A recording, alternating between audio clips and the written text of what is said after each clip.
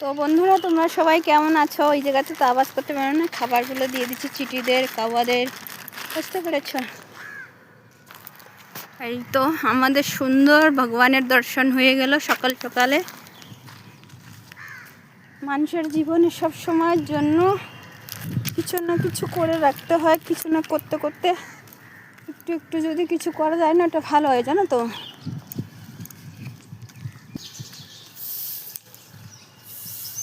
চলো বন্ধুরা, চলে যাচ্ছি ঘুরতে জীবনে না সব সময়ের জন্য কিছু না কিছু মানুষের জীবনে বাঁচতে হয়, জানো।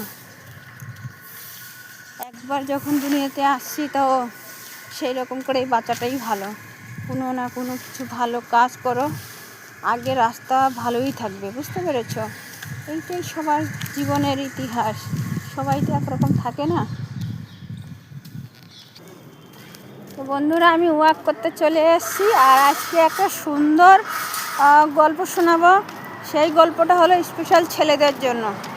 আর আমার গল্পের মধ্যে একটা না একটা কিছু না কিছু থাকেই, বুঝতে পেরেছো? গলা একদম বসে গেছে, কি বলবো। এই যে অনেক ছেলেগুলাই বলে না, বিয়ে করার পরে আমি এই সব কাজ আমার বাপের জন্মে করি নাই।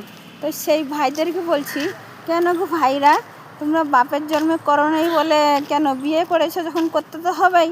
অনেক ছেলেরাই এইটা বলে, আমি রান্না করতে পারি না, আমি আমার বাবার ঘরের জন্ম কোনো দিন করি নেই। অনেকে এইরকম শিকারটা করে, বুঝতে পেরেছো? তো তাদেরকে বলছি, ভাইয়ে শাশুড়ির মারা একটুখানি ছেলেদেরকে শেখানোর চেষ্টা করো এখন থেকেই।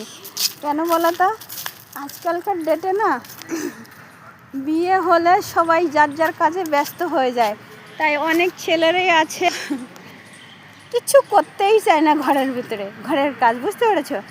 এইসব কাজ আমি আগের দিনের ছেলেগুলো অনেকেই বলতো, এইসব কাজ আমি কোনো জন্মও করি নেই, এইসব কাজ আমি পারবো না। আর তা বললে হয়? বিয়ে করেছ, করতে তো হবেই, নাহলে তোমাকে বিয়ে করাটাই ঠিক ছিল না, তাই তো? যাই হোক, শাশুড়ির মাদের শেখানোর খুব দরকার। ছোটো ছোটোই যখন ছেলে মেয়ে থাকে তখন থেকে ওদেরকে একটু একটু প্র্যাকটিস করানোর দরকার, যাতে ভবিষ্যতে বউ পালাবে না, বুঝতে পেরেছো? ওই সব ছেলেদেরকে আগের থেকে যদি ছেলেদেরকে একটু টাইট করা যায় না, সেগুলো শাশুড়ি মাদের টাইট করার দরকার। কেন শাশুড়ি মা যা শিখে